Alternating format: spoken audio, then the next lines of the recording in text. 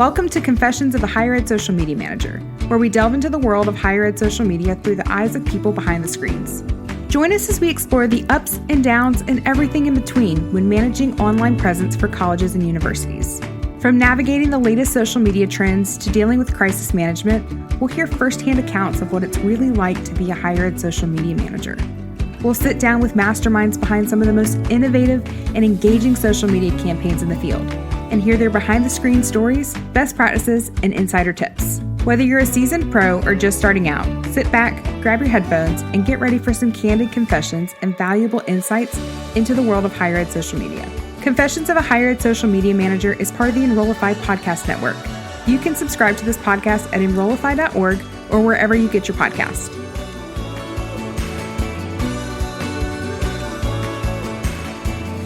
Welcome to Confessions of a Higher Ed Social Media Manager. I'm your host, Callie, and I'm so excited that you're joining us today. Today I'm chatting with Marcella from Eastern Florida State College. Welcome, Marcella. How are you doing? Hey, I'm doing really good. A little nervous, but excited to be talking with you. Oh, I'm so glad you're joining us. Today, this is our second episode of the podcast, and I am just really excited to talk about all things higher ed social. So first, before we start, tell us a little bit about yourself. I just graduated with my MBA in marketing, and I'm going to go back to actually focus in marketing with an MS. I collect comics and Funko Pops. We have over, I want to say 800 or 900 in the house, just in figures and a couple thousand comics. And love all things theme parks and Florida fun. That's so fun. So I am terrible with geography. How far away are you from, like, Disney and Universal and stuff? Depending on the traffic, about 40 minutes to an hour.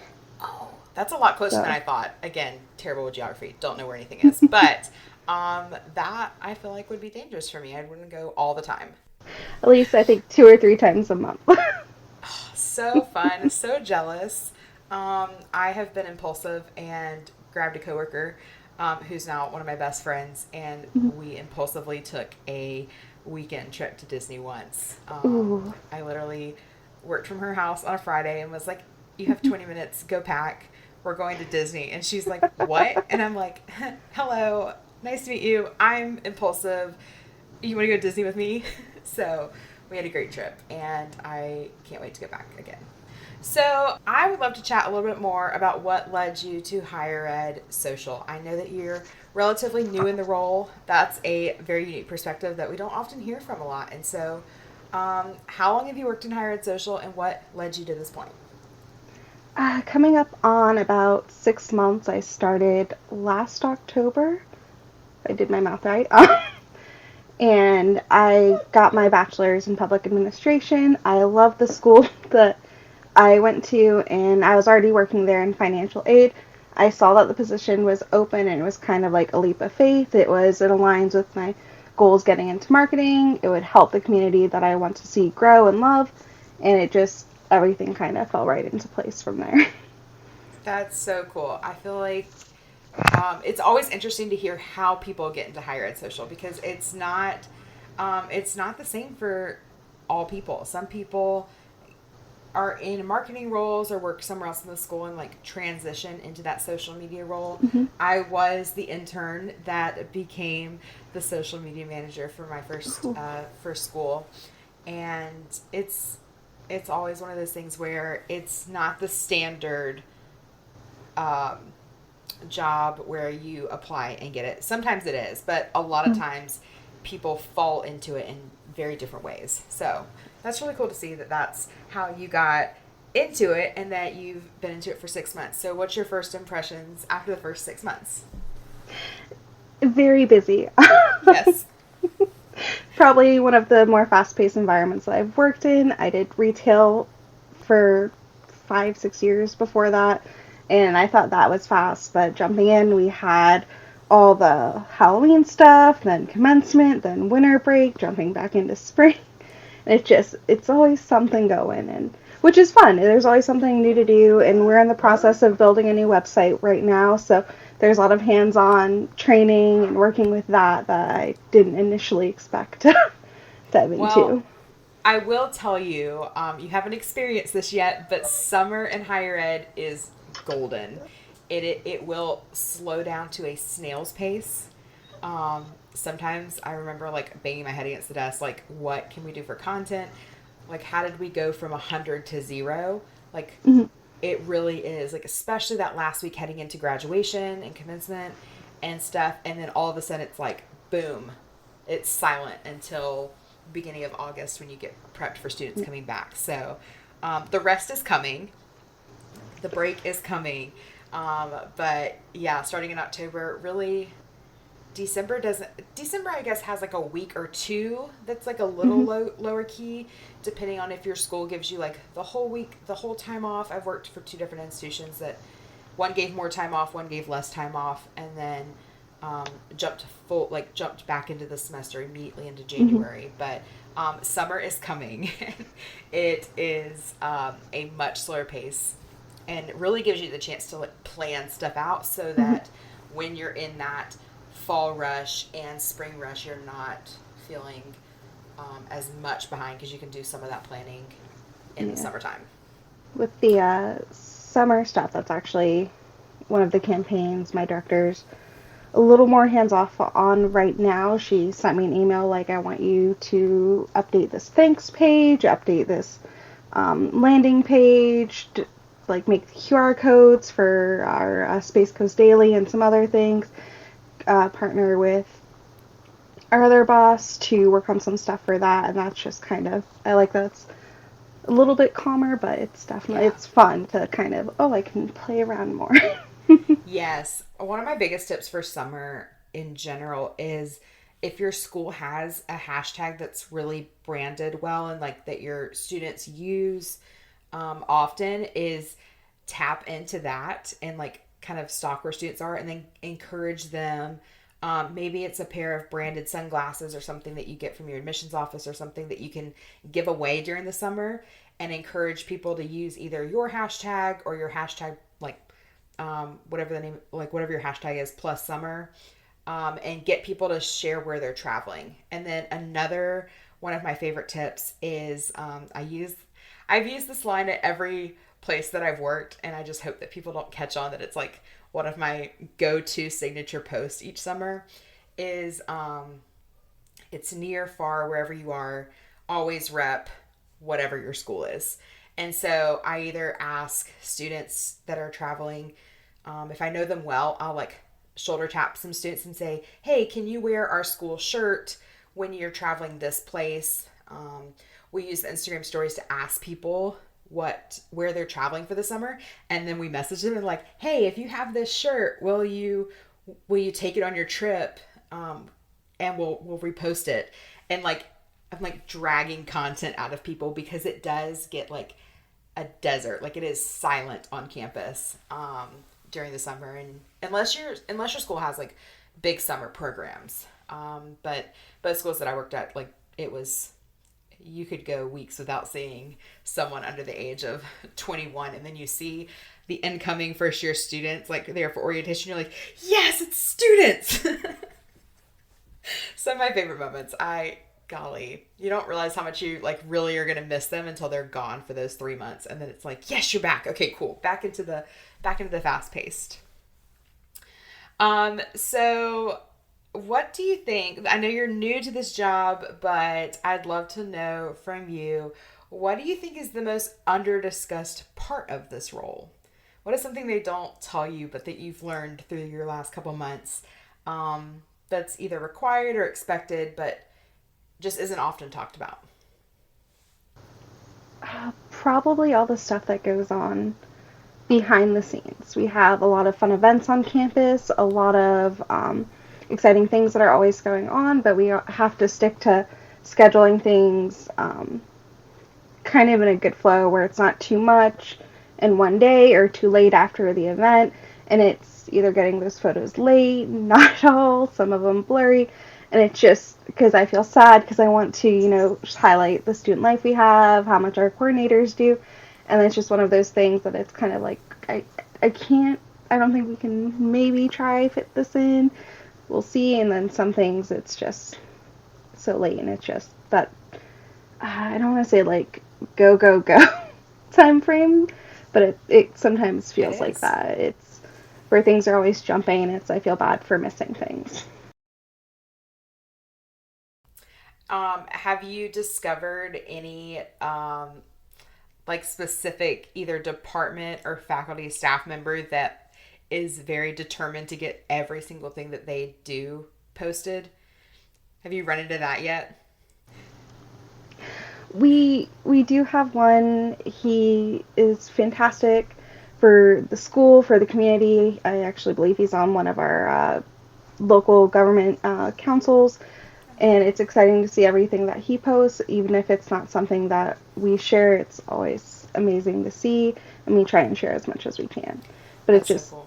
always smiling out there, gets along with everybody, and it's great. Alrighty. We're going to play a game, guys, okay? So, first and foremost, get a pen, get a paper, pull out your notes app on your phone, whatever it might be, okay? Got it? Great. All right, what keywords does your website currently rank for? Take a couple seconds, right? 1, 2, 3, 4. I gave you a few, not just a couple. What doesn't it rank for that you think it should rank for? Okay, 1, 2, 3, 4. Now, what are a few keyword opportunities that you could be winning on if you just simply tweaked some of your existing website copy? Got it? Okay, how'd you do? Ooh, not so hot. Not sure what you're currently ranking for, or not sure what you could be ranking for. Well, that's okay, because our friends at DD Agency want to help you answer all of these questions. DD Agency is a higher ed specific marketing technology agency that has conducted countless SEO audits for colleges and universities across the country. In these audits, they detail where you currently rank, what you could be ranking for, exactly how copy should be tweaked on website pages, and so much more. If this sounds like something that you could benefit from, give the guys at DD Agency a ping and be sure to mention that Enrollify sent you to claim a 10% discount on any of their SEO offerings. So head on over to enrollify.org/DDA SEO. That's DDA as in DD Agency, SEO, or simply follow the link in the show notes below. That will guarantee you get a 10% discount off of your audit. All right, head on over to enrollify.org/DDA SEO, or simply Google DD Agency, find DD Agency's website, and be sure to mention that you heard about them through Enrollify when you request your audit. All right, folks, back to the show. I feel like every school, no matter what the size, has that like token person that is the person that you know is going to share everything, is going to comment on everything, is going to be your biggest supporter. And sometimes they're just the engagement person, but then sometimes they're the ones who request everything to be shared. I've worked at different schools and had different faculty members that are so passionate about their programs. They're like, I want everything that we're doing being shared, and I have to sometimes go and say, I'm sorry, I can't share everything, not because it's not good or it's not important, but it's because people are going to think that our school only consists of this major or this program, because the other schools aren't, or the other parts of the school are not as active or aren't as engaging on social. I was like, I can't share this account is not a highlight reel of this program. It's to encompass the whole school. So it's always interesting to hear what people like, what department that is in different schools. Sometimes it's the sciences that are just like really like killing it and like want everything shared. Sometimes my experience, it's education. I love them. They're the most, as someone who was an early childhood major and then went into social work, like I get it. Like there's a special love in those programs and like so much fun that they want everything shared, but sometimes we have to tone it back just a little bit so we can share the stuff, the business stuff and the literature stuff, the English stuff, like stuff like that. But always interesting. So have you come up with any tips or hacks that you've learned to like make your life a little more productive in your role, or like something you would share with somebody who's just joining? Ooh, I write everything down. Phone calls, save screenshots, emails, like everything I can if it's involving something happening now, happening later. I have a desk calendar. It's all Baby Yoda, and every little note time that can be in there is on there. And my biggest tip is write it down. Even if you're gonna feel like you're gonna remember it, there's so much happening that it's gonna whoop right out. See, you're the person I strive to be, but can never get to that point. I have severe ADHD, and I think I'm gonna remember something from like walking from the kitchen in here, and like straight up forget it. I'm the person who goes back and forth like 5 times, like, what was I doing? And so I think like, oh, I'm gonna write this down, or I'm gonna put it on the sticky note, but either then I lose the sticky note, or I lose the screenshot, and so I would benefit from a large desk calendar that like can't move, that's always in my face, but I haven't got there yet. But that's a great piece of advice, because we are getting thrown so much information our way. If we don't write it down, or we don't keep track of it, like we will lose, like stuff will slide through the cracks.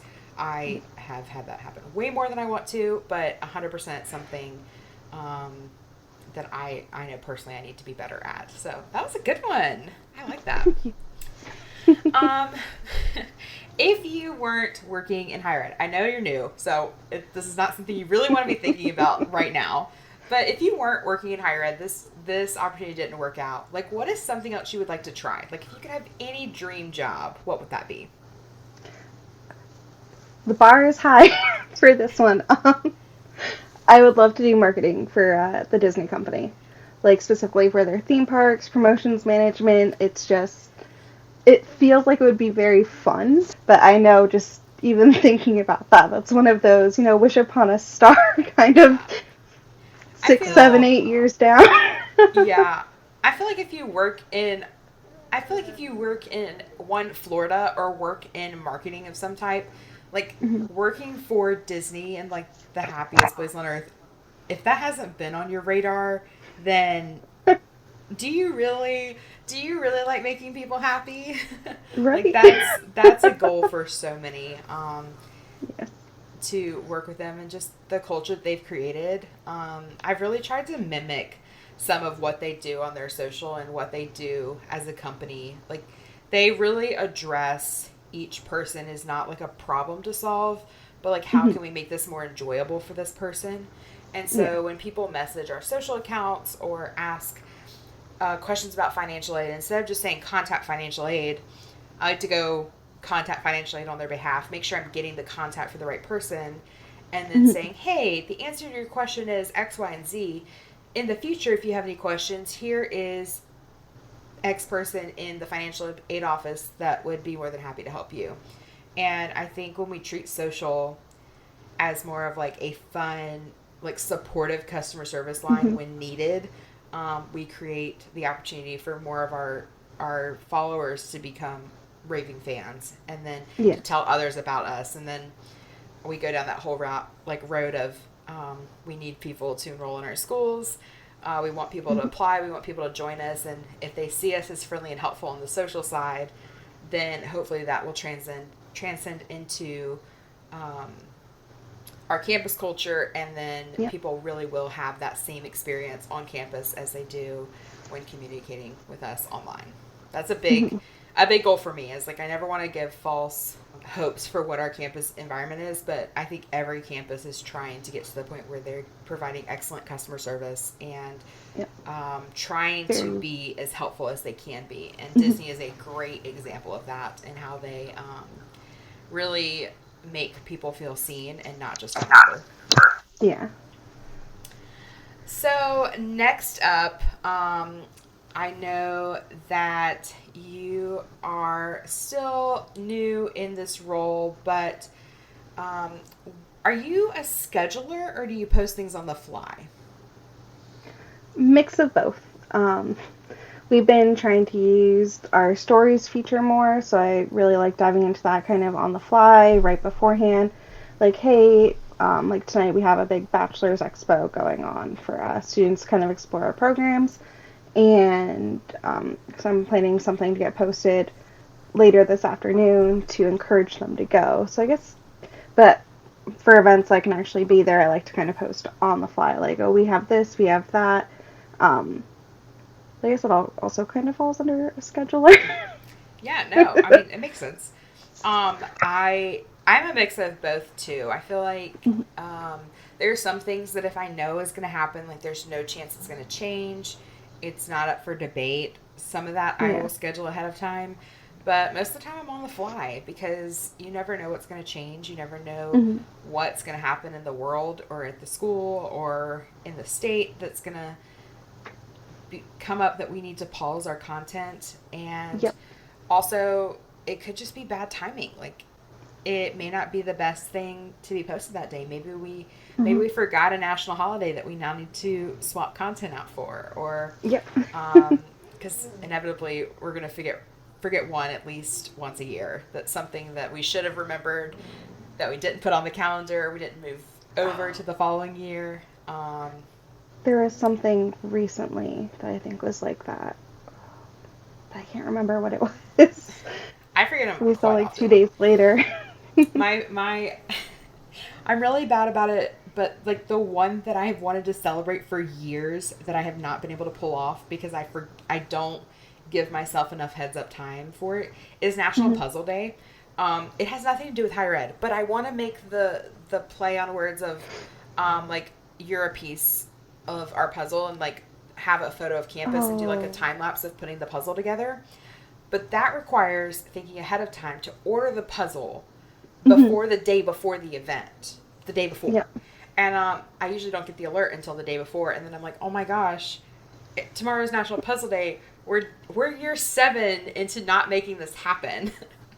Oh no! And then this year I was so determined, and it's in January, I think. I even like mentioned it like January 1st. I was like, I'm gonna order the puzzle, and I didn't write it down, and I forgot to order the puzzle. So, goals, 2024 goals is to celebrate National Puzzle Day. You'll do it. I believe in you. I really hope somebody needs to keep me accountable on that one because my poor calendar has seen that one for 7 years. Once you have the puzzle, it's golden. You're good. Right? I'm gonna be real honest here. What's really sad is that I actually purchased a sublimation puzzle because I have sublimation supplies. Like I could have made the puzzle, but I forgot about it. And so it's not even that I need to order it. I just needed to do it, and I didn't. And it's just, that's one of those things. I need to do it now and schedule it from a year from now so that it's done. Like I don't have to worry about it. No stress of January. Okay, so next question. What is your favorite platform? This is a 2-part question, both personally and for your brand. They can be different. Personally, I love TikTok. That's one we've had to put on pause for the school with everything going on. But I actually saw another creator on there make a comment about it that made me laugh, and it's the vulnerability that people feel on TikTok that they no longer feel on Instagram. She said something like, I'll post this on here, but it feels too personal for Instagram now because the feeds are so curated there. And I couldn't help but like agree and laugh at that because there's things I post on mine that I don't know if I would post on like my personal gram. But for the school, I do love Instagram. I feel like we get more engagement there. It is a little bit more curated for current students and alums than our Facebook is, and I think that's kind of where it hits the sweet spot. Is there's more coverage for like things happening on the stories there. That's How about you? So I love that like that was your answer because TikTok is my favorite. Followed closely by Twitter for personal. Well, I guess personal and brand. Okay, TikTok is personal and brand. Okay, hold on. Let me rephrase that. I work for a social media app, and so ZMeet technically is my favorite social for brand in that avenue of my life. In my small business, TikTok is my favorite. Personally, TikTok is it's my most used one for personal stuff. I have to like divide this in my brain. I'm like, which part are we talking about? But you mentioned the ban. And I don't know, has y'all's governor banned it across all government devices? Or it's a conversation? Not yet. I believe it's a conversation. Okay. I know UF, I think, they can't use it on their government devices, and it might be on their like Wi-Fi that you can't use it. Gotcha. I'm not too versed on what they're Yeah, no. doing, but I know we're just on pause.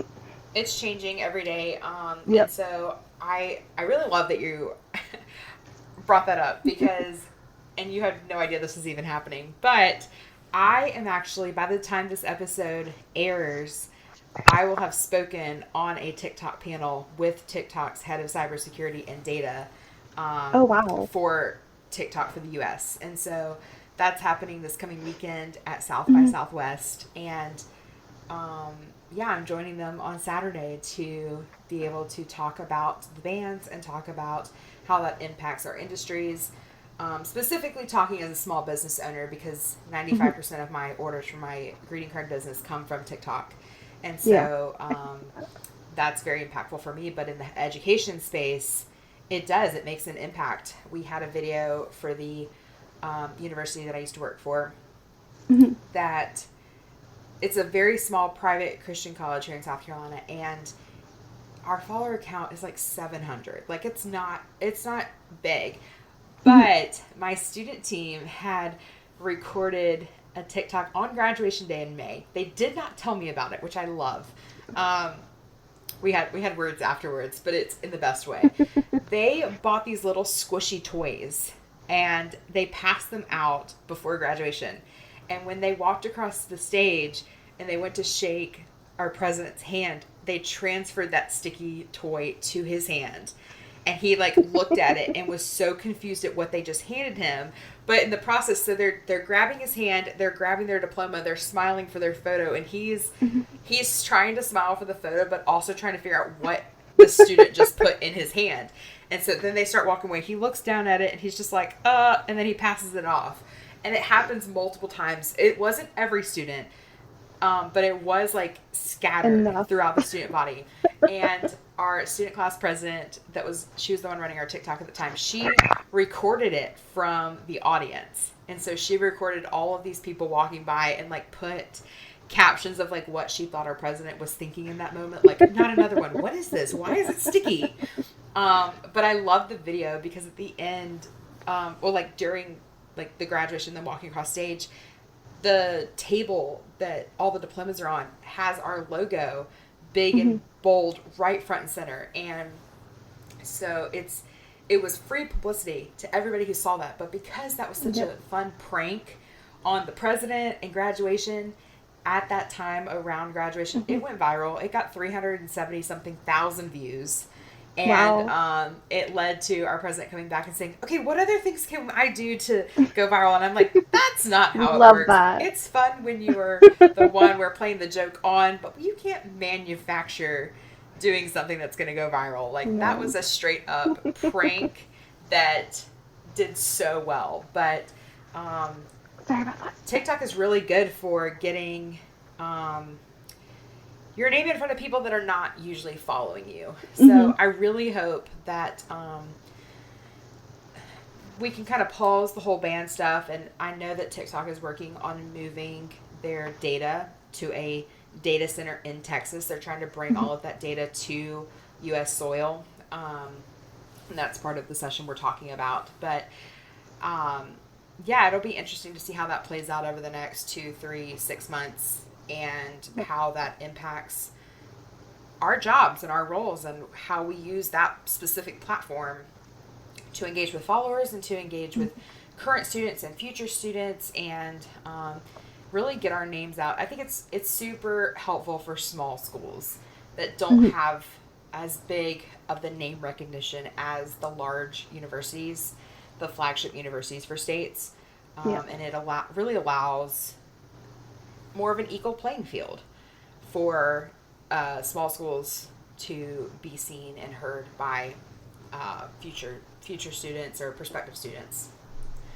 So, yes, love TikTok. Love that you mentioned that. I wish I had a follow-up on what this session is going to be covering, but we'll talk about that later.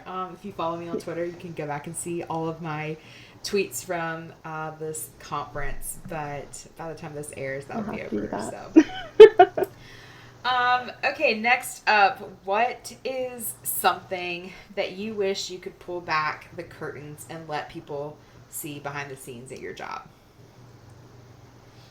Is there something that you wish people could, that people may not understand about this role, or maybe a certain situation or whatever? It's totally up to how you want to interpret that question. I guess as much as I joke about it with like family and friends, it's not all taking pretty pictures and making reels and emojis, but No, absolutely. I think but explaining to people that don't work in social media that social media is not just what they see is the hardest thing for people to grasp. Because so often, if people aren't seeing the results of what you're doing, if they're not seeing the post, the tweet, the video, then they assume you're not doing anything. And our roles, I feel like, are a dumping ground for a lot of things that don't necessarily fall on, if your team happens to be big enough and has a graphic designer or a videographer or a photographer or something, like that. Sometimes there are people to do that, but otherwise you could be a team of one. My first job, I was a team of one. I did all of our photo, video, a lot of our graphic design, website stuff, like commencement program. Like, I got the most random hodgepodge assignments. And so people didn't necessarily see that on their side, like looking at our social, but work was still happening. yeah. For us, we're lucky. From what I see, we have college-wide printing and graphics that does 99% of all the graphics that we need. We'll make some ones on the fly for smaller things. And then we also have our TV production crew, because we have an amazing, what is it? It's WEFS TV. They do a lot of the local broadcasting here in the area. So they cover majority of stuff for our campuses too. So luckily we have a big group to all work together. Nice. Next up, we just have a few more questions I want to ask you. I've loved having you on the podcast, but Thank you for having me. yeah. What is your confession? What is something that you've done as a social media manager that someone probably wouldn't expect? It was when we got our TikTok off the ground, and before I realized I could download CapCut to my laptop or my work computer, is I would make them, edit them in app on my personal one, post it, download it without the watermark, and delete it all within like 5 seconds to be able to send it for approval for our director so that we can actually be able to upload it to the school's one. But it was like, how do I make this work in app without taking it too far away from it? And then I found CapCut not too long later, and I was like, oh, I can edit it right in here and not have to worry about it. That's so smart. The apps and how they change is one of my favorite parts about the job, is that it's never stagnant. It's never, the apps are changing constantly, which both is a source of confusion and frustration, and joy, in that, like, our jobs never look the same all the time. Sometimes we have to pivot, like when Instagram was really pushing reels, even though we really didn't want them to, like we had to pivot a little bit to work, to please that algorithm, and now they've kind of reverted back a little bit. Yeah. It makes things interesting, frustrating, but interesting. And I love that TikTok has evolved a little bit, and they did release CapCut, and my TikTok account, I saw this last week, when I'm editing a video, it now has the option to download it before I publish it. And that has been a lifesaver, because I'm so used to publishing a TikTok, uploading it to Snaptic, downloading it without the watermark, and then I have to go into an editor software and change the audio because it offsets it just enough that it's annoying, especially if you're talking and like your words no longer match your mouth. So I have to go back and like edit that like literally half a second to make it line up quickly, and then I can repost it to YouTube Shorts, Pinterest, or Instagram stories or wherever I'm going to put it, but I can now download it without the watermark before publishing it. And while that's helpful for me for reposting, I bet that's going to be, if they push that out to everybody, will be super helpful for schools that have approval processes, because it doesn't allow you to share the same drafts folder. That's another like frustration. I'm like, why? Like, why is it only on one device? That's so frustrating. But I didn't know that. Yeah, it's interesting to see how the algorithms change and work, and the platforms themselves, so they don't stay in their lanes all the time. They try to be each other, and like, I just need Instagram. I need you to be pictures, pretty pictures, curated feed, whatever. TikTok, I need that to stay videos. Recently, I saw carousel photos. I'm like, no, like, stay video, short video. TikTok, stay in your lane. Facebook, stay in your lane. Everybody stay in your lane. I saw a carousel post on there with 32 photos. Stop it. On TikTok? It was like a story, and I'm just swiping through, and I'm like, there's a lot. And then I saw the count at the top, and I was expecting like 10, and I was already halfway there. And I guess they're, like you said, they're pushing the carousel post now. They have their, I guess it's less be real and more just like stories now on there. Yeah, my account doesn't have that. I can see when people's like profiles are circled in blue, and I click on it, and it's like, you can't see this until you post, but my account does not give me the option to post. So I'm like, it's very interesting how they don't like roll things out to everybody at all times. It's very much like, you get some features and you get some features, but you don't get those features, and you get these features, but you don't get them. It's out, but not. It's like the, what is it? The local, like, you can hit your location now, and not everyone has that. And I'm like, oh. Yeah, the playlist for a long time, captions for a long time. That was a lifesaver. Yes, I love the captions feature.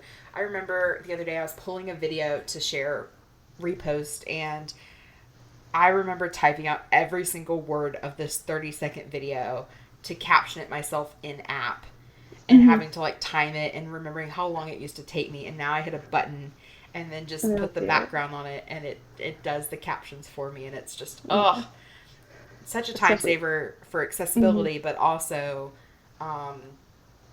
I think I've got like a small level of auditory processing disorder. Like, I have a really hard time not watching stuff with captions.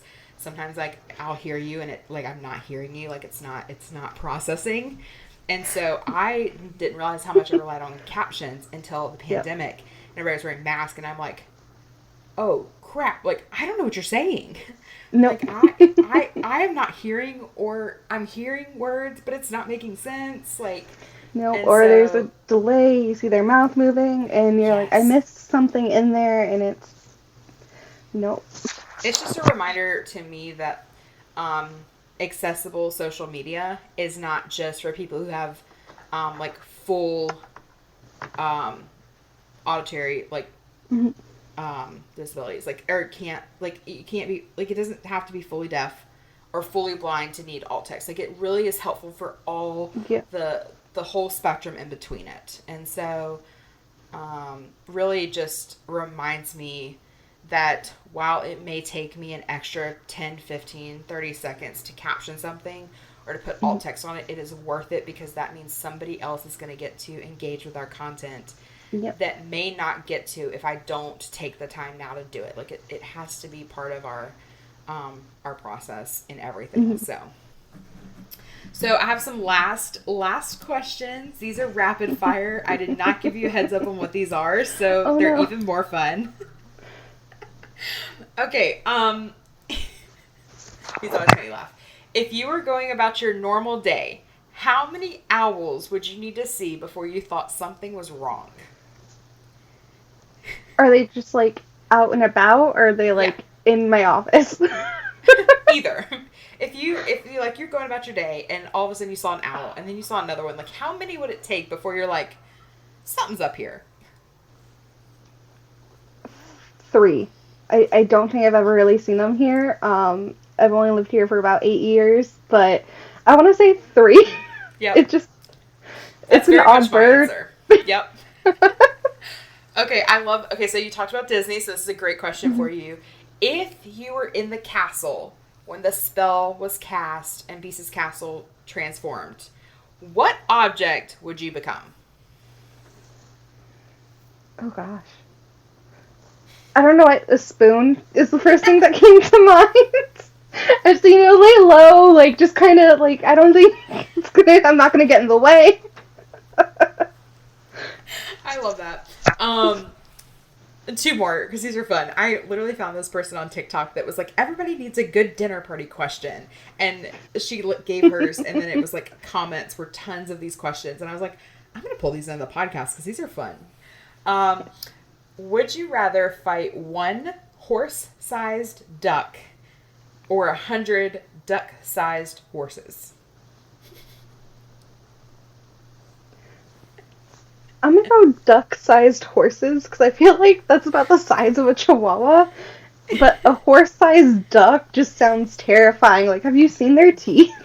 I feel like if it was a goose, we would be done. Like, yep. If you imagine a horse-sized goose, absolutely not. That's a good question. And the last one, I'm gonna keep with the animal theme.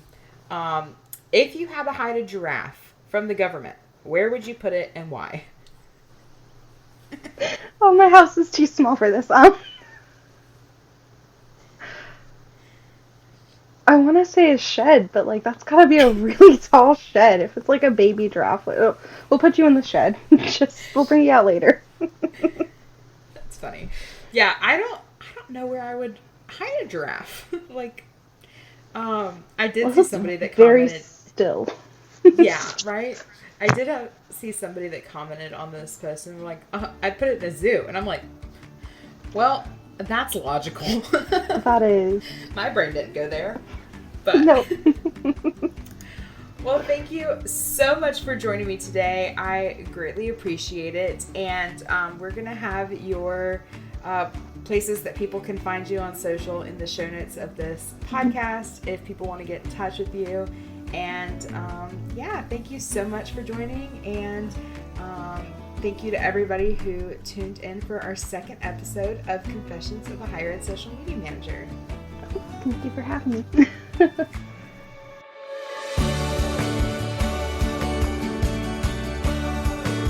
Hey y'all, Zach here from Enrollify. If you like this podcast, chances are you'll like other Enrollify shows too. Our podcast network is growing by the month, and we've got a plethora of marketing, admissions, and higher ed technology shows that are jam-packed with stories, ideas, and frameworks that are all designed to empower you to become a better higher ed professional. Our shows feature a selection of the industry's best as your hosts. Learn from Mickey Baines, Jeremy Tears, Jaime Hunt, Corynn Myers, Jaime Gleason, and many, many more. You can learn more about the Enrollify Podcast Network at podcasts.enrollify.org. Our shows help higher ed marketers and admissions professionals find their next big idea. Find yours at podcasts.enrollify.org.